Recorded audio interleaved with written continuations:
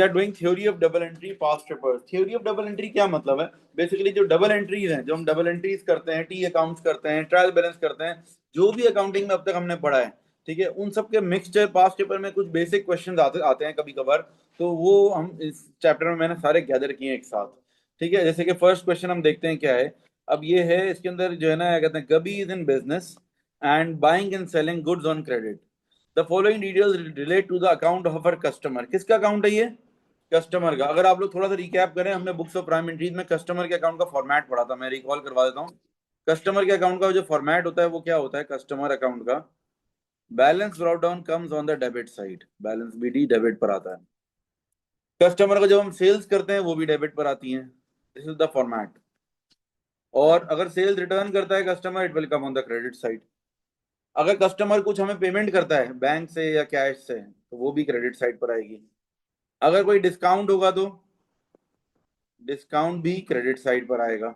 और then balance CD. This is the format of customer account. ये format मैंने लिख दिया ताकि आप लोग अब इस अकाउंट को बना सकें।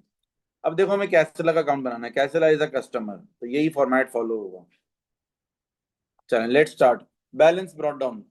What is the value of balance brought down? 900। कहाँ आएगा? डेबिट साइड पर, बैलेंस बीडी। सितंबर 1 डेट हो गई हमारी। ठीक है, सब मेरे साथ हैं? यस। फिर आगे चलते हैं। Invoice send to Casella. Customer को इनवॉइस कब भेजी जाती है? जब कोई सामान खरीदता है, जब वो हमसे, कस्टमर जब हमसे कुछ गुड्स खरीदता है तो इनवॉइस भेजते हैं हम उसको।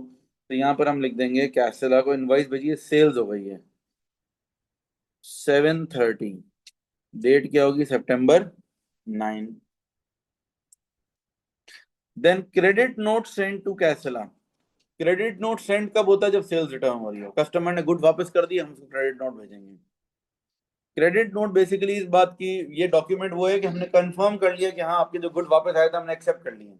आप कभी कभार दराज से कोई सामान मंगवाते हो, ठीक है, अच्छा नहीं लगा, आपने रिटर्न कर दिया। तो अगर वहां से जो कोई आपकी ईमेल आ जाती है, कोई चीज आ जाती है, कोई वाउचर आ जाता है, that is called credit note. उन्होंने बता दिया, अच्छा ठीक है, आपको क्रेडिट नोट हमने एक्सेप्ट कर लिया आपकी सेल्स। सुपरमार्केट में कुछ वापस करने जाते हैं, वाउचर बना के देते हैं, दैट इज क्रेडिट नोट। ठीक है। Sales return 25। Cheque received and banked by Gabi. Cheque received and bank मतलब पैसे मिले, चेक बैंक लिख देंगे। अच्छा, ये क्रेडिट नोट की डेट है 14, यहाँ पर डेट है पे 30, डेट चेक की। बैंक लिख देंगे हम 860। एंड डिस्काउंट अलाउड 40 का। डिस्काउंट अलाउड, ठीक है, 40 का। अब now balance CD. Balance CD कैसे निकलता है? Balance CD is heavier side minus lighter side. Balance CD सितंबर का आखिरी महीना, आखिरी डेट कौन सी होती है? 30। अच्छा, वेरी गुड क्वेश्चन। देखो, फॉर्मेट के लिहाज से चल रहे हैं ना, फॉर्मेट में बैंक किस तरफ है?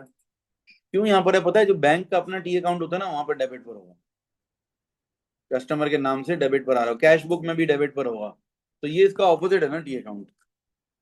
अभी समझ लो, डबल एंट्री बनती है ना, जब भी कस्टमर हमें पैसे देता है, डबल एंट्री क्या बनेगी? Bank debit and customer account credit. तो ये हम कस्टमर अकाउंट में लिख रहे हैं राइट नाउ। ठीक है, दिस इज द रीजन कि हम इसको क्रेडिट पर लिख रहे हैं। बहुत से बच्चों का ये सवाल होता है कि सर बैंक क्रेडिट पे क्यों लिख रहे हैं? बैंक क्रेडिट पे इसलिए लिख रहे हैं बिकॉज डबल एंट्री अगर आप सोचो तो क्या होगी इसकी, जो बैंक का अपना टी अकाउंट होगा उसमें क्या हो रहा होगा? डेबिट। तो कस्टमर अकाउंट में क्या होना चाहिए? क्रेडिट। हम ये बोलेंगे कस्टमर अकाउंट क्रेडिट हुआ है, खाली रेफरेंस में बैंक आया है, बैंक थोड़ी क्रेडिट हुआ है। इस बात को समझो, customer account is credited. Balance sheet बताओ क्या आ रहा है? 705 एंड टोटल 1630। ठीक है, टोटल है 1630। This is the final answer. ये हो गया हमारा, एक फर्स्ट क्वेश्चन कंप्लीट हो गया। Now they are asking name the sub division of ledgers in which the account of Casella would appear. Casella would appear. Casella कौन है? हमारा कस्टमर है ना। कस्टमर का अकाउंट कौन से लेजर में आता है? जरा यार रिकॉल करो, अभी हमने बुक्स ऑफ प्राइम एंट्रीज पढ़ी थी रिसेंटली। कस्टमर का अकाउंट सेल्स लेजर में आता है, थोड़ा सा याद करो। बैलेंस ब्रॉट डाउन भी होगा। जो बैलेंस कैरी डाउन है वो आगे जाके बैलेंस ब्रॉट डाउन हो जाएगा 705। सितंबर के बाद आ जाएगा October 1। ठीक है, ये हो जाएगा आपका सेल्स लेजर। ये देखो नीचे मार्किंग स्कीम में दी हुई है, sales ledger, trade receivable ledger, ये डेटर लेजर, तीनों एक ही चीज के तीन नाम है। सबसे मोस्ट अप्रोप्रिएट नाम क्या है? Sales laser. सर कुछ समझ नहीं आ। तुम लोग बेटा नए हो अभी, पहले पहली तुम्हारी क्लास है अकाउंटिंग, ये एबीसी तुम लोगों ने पढ़ी नहीं है। तुम लोग को एसेट्स नहीं पता, लाइबिलिटीज नहीं पता, पहले तुम लोग शुरू की क्लासेस लो। ठीक है, this is the last topic of book one. ये जब कर सकते हैं आप जब बुक वन के बाकी सारे टॉपिक्स कंप्लीट कर लिए, सबका मिक्सचर है ये। ठीक है, राइट नाउ जो new students they will only observe the class. चलें, नेक्स्ट है हमारे पास ट्रायल बैलेंस। ठीक है, trial balance, listen everyone. The following balances remained in the books of Fabio.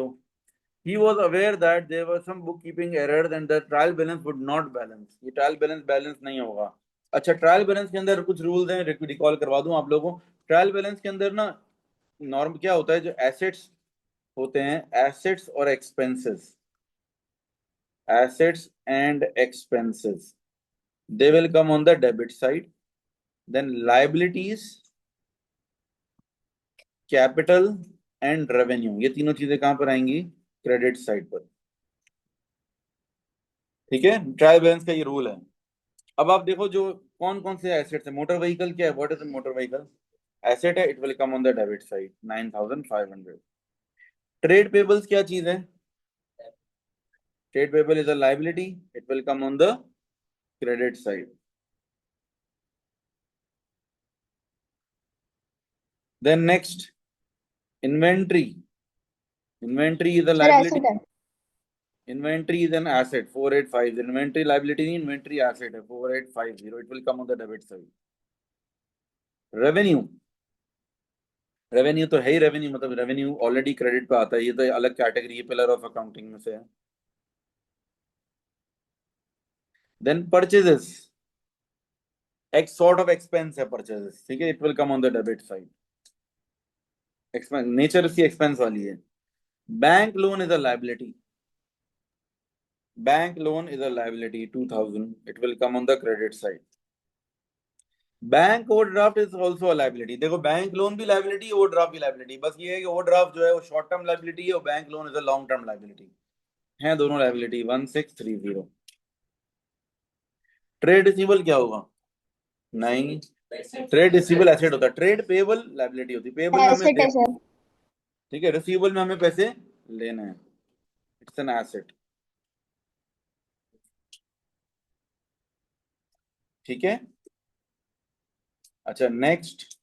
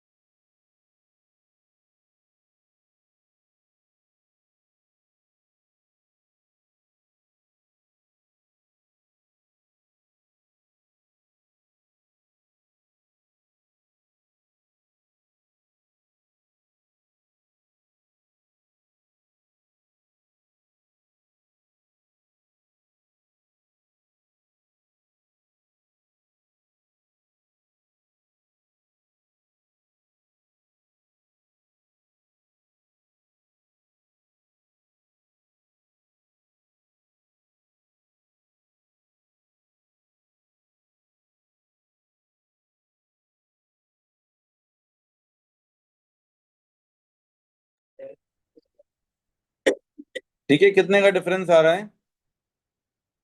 11,1,1,2,0। ये हम यहाँ लिख देंगे और ये भी बन जाएगा 37,130। I repeat once again, suspense account क्या चीज है? Whenever the trial balance is not balanced, तो हम क्या करेंगे, उसको बैलेंस करने के लिए एक वैल्यू टी अकाउंट डालेंगे, उसका नाम होगा सस्पेंस अकाउंट। आगे जाकर एक अलग से चैप्टर है सस्पेंस अकाउंट का, वो हम पढ़ेंगे डिटेल में कि उसके बाद क्या करना होता है। 11,130, अच्छा। 1130। ठीक है, मेरी बात समझ गए सब। सस्पेंस अकाउंट का सिर्फ ये काम है कि if the trial balance is not balancing, suspense account डाल के हम ट्रायल बैलेंस को बैलेंस कर देंगे, ताकि ट्रायल बैलेंस को ओके कर देंगे। ठीक है, उसके बाद का फर्दर पार्ट हम अभी नहीं सीखेंगे। Now we have a table. अब इस टेबल को हमें बनाना है। Complete the following table for each of Fabio's transaction. ठीक है, इन सारी ट्रांजैक्शन से देखते हैं, हमें हमने देखना है कि कैपिटल पे क्या इंपैक्ट आ रहा है इन ट्रांजैक्शन की वजह से। फर्स्ट, देखो एक बात बताऊं, कैपिटल पे इंपैक्ट कब आता है, जरा मेरी तरफ अटेंशन रखें। कैपिटल पे जब इंपैक्ट आएगा, जब आपको बिजनेस में क्या हो रहा होगा, प्रॉफिट हो रहा होगा या फिर लॉस हो रहा होगा। अगर प्रॉफिट हो रहा होगा, कैपिटल विल इंक्रीज, और लॉस हो रहा होगा तो कैपिटल विल डिक्रीज। अब इन एंट्रीज में देखते हैं, अगर प्रॉफिट हो रहा होगा तो क्या प्रॉफिट या लॉस कुछ भी नहीं हो रहा तो कैपिटल पे नो इफेक्ट। देखो जैसे कि फर्स्ट एंट्री इन्होंने करके बताई है हमें, sold goods, sold goods costing 900 on credit to Noah for the list price of 1500। भाई 900 का एक गुड्स था, सामान था, जो हमने कितने में बेच दिया, 1500 में। 600 का प्रॉफिट हुआ ना, तो capital will increase by 600।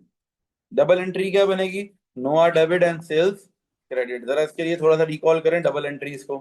Double entries क्या होती थी, एसेट्स और एक्सपेंसेस के रूल्स क्या थे, इंक्रीज में डेबिट और डिक्रीज में credit. Liabilities, capital and revenue, increase में क्रेडिट और डिक्रीज में डेबिट। ठीक है, तो अब इस हिसाब से हमें सोचना है जरा। मैं आपको एंट्रीज बनवा देता हूँ। सबसे पहली सेकंड एंट्री देखें जरा। नोआ return goods with list price of 100। Customer ने हमें गुड्स वापस कर दिए, ये क्या होगा, कौन सा जर्नल में जाएगा, पहले तो बताओ।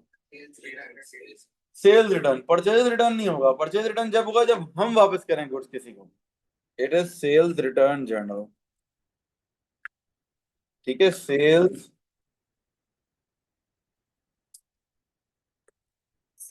Return journal. What will be the double entry, जरा सोचो। सेल्स रिटर्न की डबल एंट्री क्या होती है, गुड्स वापस आ रहे हैं हमारे पास, क्या हो रहा है ये, सेल्स रिटर्न हो रहा है। गुड्स वापस आ रहे हैं हमारे पास, सेल्स रिटर्न हो रहा है। और क्रेडिट क्या करेंगे हम, कस्टमर का नाम क्रेडिट कर देंगे, नोआ। देखो ये ऊपर वाली जो एंट्री ना, इसकी बिल्कुल ऑपोजिट एंट्री हो रही है, ये समझ लो। जब हमने गुड्स सेल किए थे तो क्या होता, नोआ डेबिट और सेल्स क्रेडिट। अब गुड्स रिटर्न हो गए तो सेल्स डेबिट नहीं होगा, सेल्स की जगह क्या होगा, सेल्स रिटर्न डेबिट एंड नोआ क्रेडिट। कुछ लॉस हो रहा है हमें, कितने का लॉस हो रहा है, 100 का लॉस नहीं हो रहा। ये सोचो, जो प्रॉफिट कमाया था वो चला गया, समझ लो। आप ये सोचो कि यार, अगर 900 के चीज पर मैंने कितने का प्रॉफिट कमाया था, 600 का प्रॉफिट कमाया था, मतलब मुझे 1500 का मैंने बेचा। मतलब सेलिंग प्राइस के थ्रू देख लेते हैं कि भाई 1500 का अगर सामान मैंने बेचा है, उसमें से मैंने कितने का प्रॉफिट कमाया, 600 का। अगर मैं परसेंटेज देखूं तो कितनी परसेंटेज हो गई प्रॉफिट की, जरा सोचो। 1500 के सामान में मैंने 600 का प्रॉफिट कमाया, 100 रुपए के सामान में कितना प्रॉफिट हुआ होगा मेरा, मतलब एक तरह से 40% प्रॉफिट है।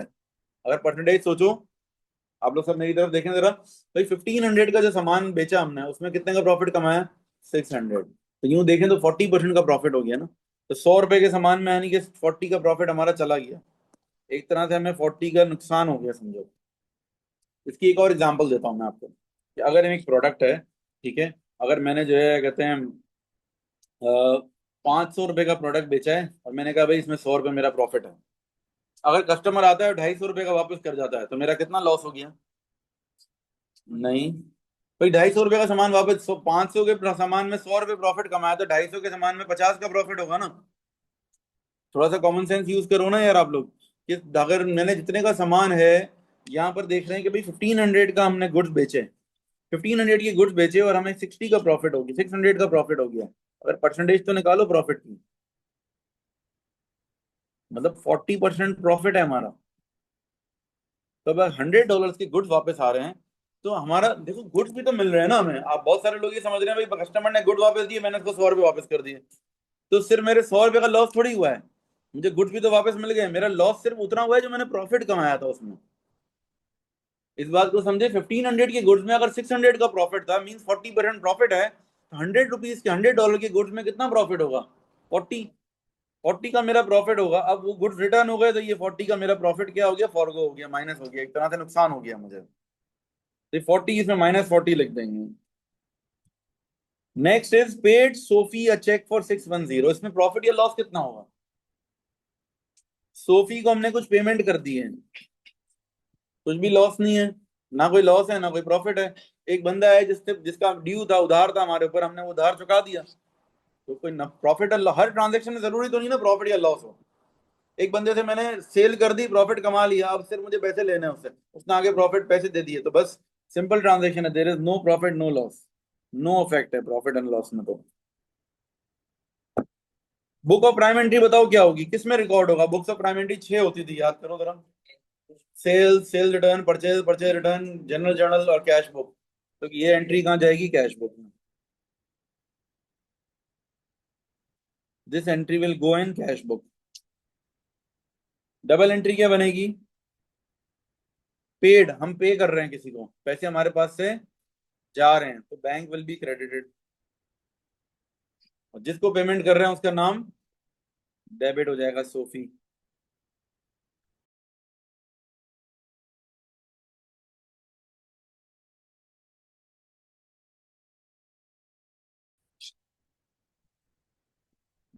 ओके, सेल्स रिटर्न में हमारे पास आएगा, आई रिपीट वन सेकेंड, सबसे पहले हमने बैलेंस ब्रॉट डाउन लिखा 600 का, then we have written sales 1275 की।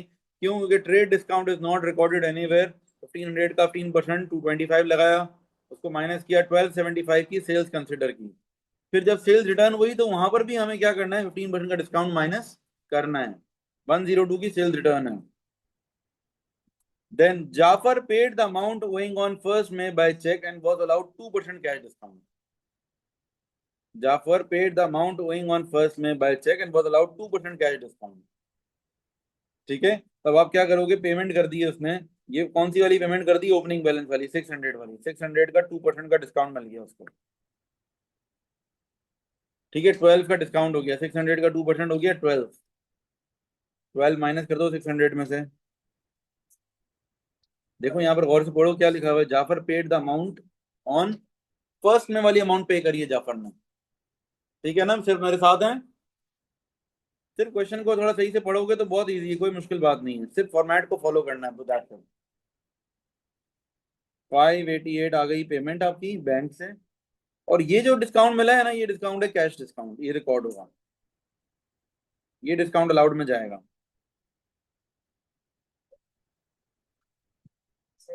देखो अगेन वही बात हो रही, कस्टमर का अकाउंट है, this is not bank account. Bank account अगर कैश बुक बना रहे होते ना तुम, तो पेमेंट आती तो डेबिट पे लिखते। डबल एंट्री भी तो परफॉर्म करनी है ना, एक जगह डेबिट तो एक जगह क्रेडिट। कैश बुक में यही वैल्यू, सेम ट्रांजेक्शन डेबिट पे आएगी, और ये कस्टमर के अकाउंट में क्रेडिट पर।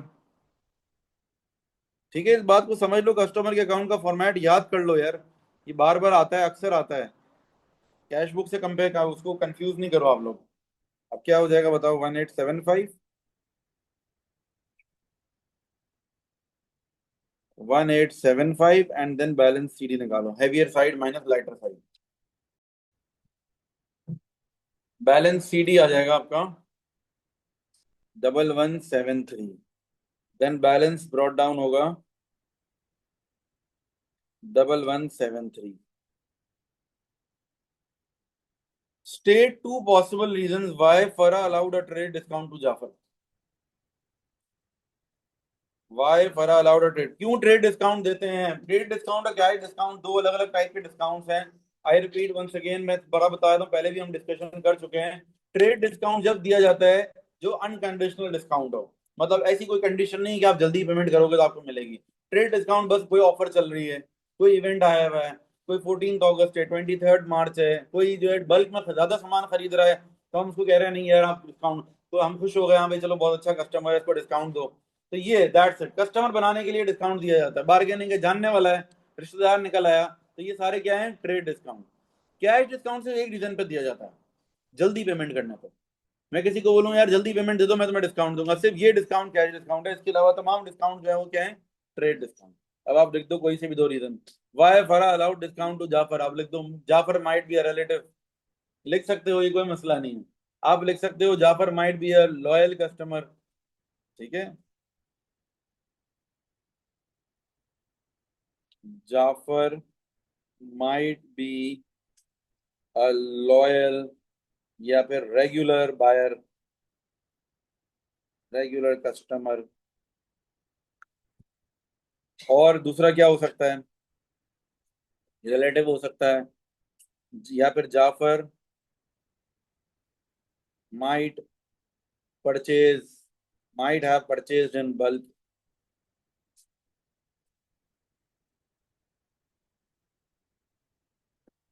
ठीक है, तो ये रीजन हो गए हमारे।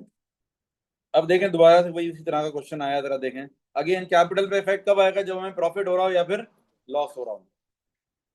देखें आप लोग, May 9 को गुड्स खरीदे थे हमने,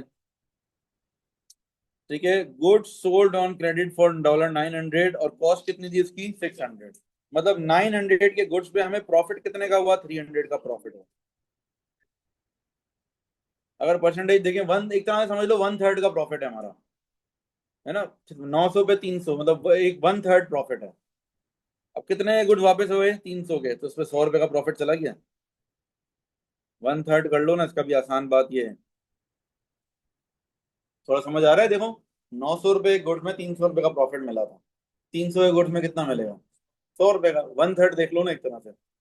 लिंक बना लो, अगर आप 900 पे 300 का प्रॉफिट है, 300 पे कितना होना चाहिए, 100 का। आप लोग को मेरी बात समझ आ रही है। देखो जरा थोड़ा सा लिंक बनाने की कोशिश करो। थोड़ी सी असल में मैथ्स आ रही है यहाँ पर, मैथ्स में माशाल्लाह से हमारे बच्चे होते हैं कमजोर। ठीक है, तो एक दफा थोड़ा सा लेकिन लिंक बनाओ, ये थोड़ा कॉमन सेंस भी है, लोग इजी वैल्यू देते हैं अकाउंट्स में। भाई 900 के समान पे अगर 300 का प्रॉफिट हो रहा है, देखो 1/3 हो रहा है, ठीक है, तो 300 के समान पे कितना प्रॉफिट होगा, 100 रुपए। 300 का सामान वापस आ गया तो मतलब 100 रुपए का प्रॉफिट मेरा नुकसान हो गया, जो प्रॉफिट कमाया था वो रिटर्न आ गया, सामान ही वापस हो गया, प्रॉफिट गया मेरा। तो हम क्या लिखेंगे इसमें, 100 से नुकसान हो गया, मतलब कैपिटल कम हो गया हमारा। इसको थोड़ा कॉमन सेंस के हिसाब से सोचो ना, अकाउंटिंग नहीं लगाओ, एक आम बात करो, दुकान पे बैठे हुए हो तुम, ठीक है, 900 रुपए का सामान तुमने बेचा जिसने 300 रुपए कमा लिया। कस्टमर आया, बोला यार नहीं है 900 का नहीं चाहिए, 300 वाला सामान वापस ले लो। 300 का सामान तुमने वापस ले लिया, तुमने अपना कितना लॉस, जो प्रॉफिट कमाया था उसमें से कितना गवा दिया, 100 रुपए गवाए, 150 क्यों। 900 के सामान में 300 का प्रॉफिट था और 300 में 100 होगा, देखो रेशो तो वही रहेगा ना, 1/3 रहेगा ना रेशो। फॉर्मूले के साथ करने जाओगे बहुत लंबी हो जाएगी, एक मार्क के लिए इतनी मेहनत नहीं करनी है। ऐसे ही करो, वो जानबूझ के वैल्यू ऐसी देते हैं जो डायरेक्टली बंदा कर ले विदाउट एनी फॉर्मूला। एक 1/3 का रेशियो इतना क्लियर नजर आ रहा है ना, कि 900 के सामान में 300 रुपए का हमने प्रॉफिट कमाया, 900 और 300 का आपस में रेशियो देखो क्या बन रहा है, कितना क्लियर रेशियो है, 1/3। तो अब 300 के सामान में 100 रुपए का प्रॉफिट होगा, तो सामान वापस हुआ, प्रॉफिट भी गया हमारा। डबल एंट्री बनाओ क्या होगी, इसी की बिल्कुल ऑपोजिट कर दो। अच्छा भाई क्या हो रहा है, आप देखो जरा, सोर्स डॉक्यूमेंट क्या होगा, सेल्स में सेल्स इनवॉइस होता है, सेल्स रिटर्न में होता है क्रेडिट नोट। जब भी सेल्स रिटर्न होता है तो क्या होता है, credit note. Book of prime entry sales journal था, अब हो जाएगा सेल्स रिटर्न जर्नल।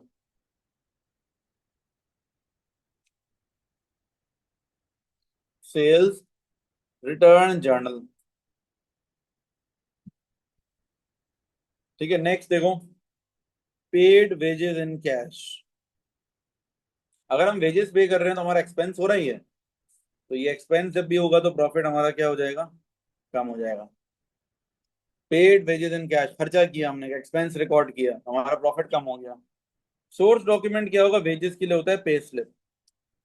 जब भी एम्प्लॉय को हम वेजेस देते हैं तो उसके लिए एक पे स्लिप बनाते हैं। पे स्लिप में पूरी डिटेल लिखी हुई होती है कि आपकी कैलकुलेशन सैलरी की, इतनी सैलरी थी, इतना टैक्स कटा, इतना ओवर टाइम काम किया, ये बना दूंगी अमाउंट। ओके।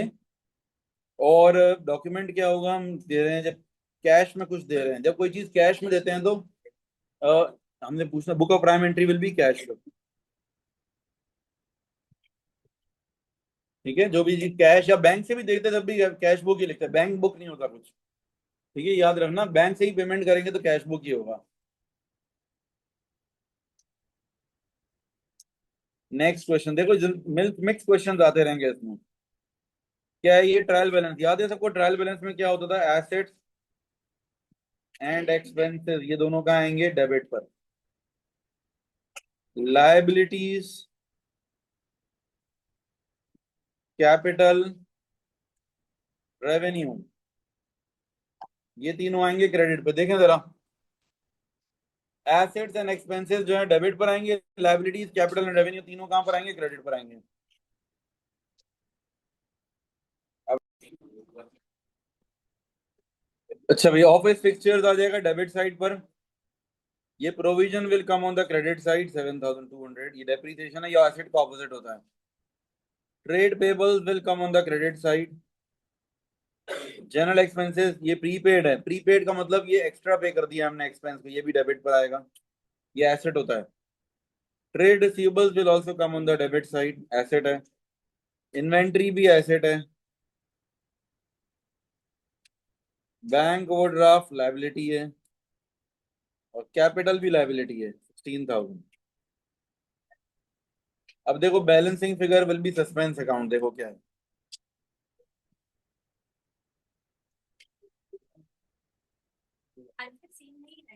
नहीं आएगा, जो आंसर सेम नहीं आएगा, जो डिफरेंस होगा ना सस्पेंस अकाउंट में डल जाएगा।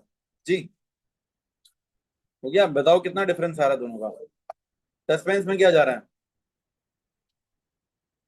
मुझे बोलो 180। ठीक है, किस साइड पर, लाइटर साइड कौन सी है, क्रेडिट साइड लाइटर है। सही से बताओ भाई, बाकी लोग क्यों नहीं बता रहे हैं। क्रेडिट साइड लाइटर है ना 180, और टोटल क्या बन रहा है 31200। ठीक है, नीचे भी तो लिखा हुआ है यार, ये आंसर दिया हुआ तो ये रहा 31,200। जल्दी से अब ये टेबल कंप्लीट करें बस जल्दी से। क्रेडिट पे आता है मेरे को, एक्सपेंस नहीं है एक्चुअली, ये एसेट का ऑपोजिट होता है। प्रोविजन फॉर डेप्रिसिएशन जो है ना वो कॉन्ट्रा एसेट अकाउंट होता है। Sort of liability Contra asset है, एसेट का ऑपोजिट, एक अलग कैटेगरी समझो एक तरह से। नाउ देखो फर्स्ट वाली एंट्री तो हुई हुई है ना, सेकंड एंट्री से स्टार्ट करते हैं। Yes return goods, double entry बनाओ, क्या बनेगी, सेल्स रिटर्न डेबिट हो जाएगा। अच्छा देखो sales return will be debit, और यश क्रेडिट डबल, और यहाँ पर इनवॉइस की जगह हो जाएगा क्रेडिट नोट। सोर्स डॉक्यूमेंट जो होगा सेल्स रिटर्न के लिए, सोर्स डॉक्यूमेंट होता है credit note. Book of prime entry क्या होगी, सेल्स रिटर्न जर्नल।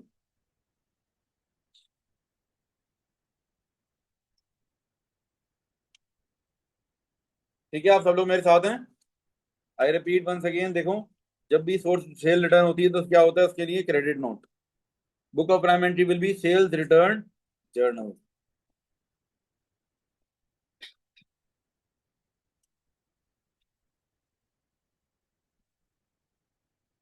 फिर डबल एंट्री क्या होगी आपकी, जो है कहते हैं सेल रिटर्न डेबिट और यश credit. Then paid wages by cash,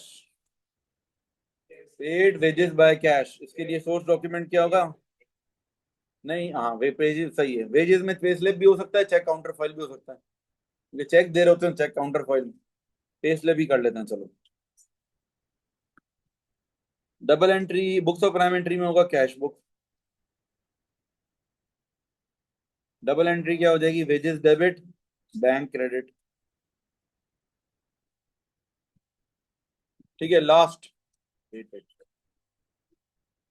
purchased office fixtures on credit. Purchased office fixtures, office fixture खरीदे हमने। सोर्स डॉक्यूमेंट में क्या होगा, परचेज इनवॉइस।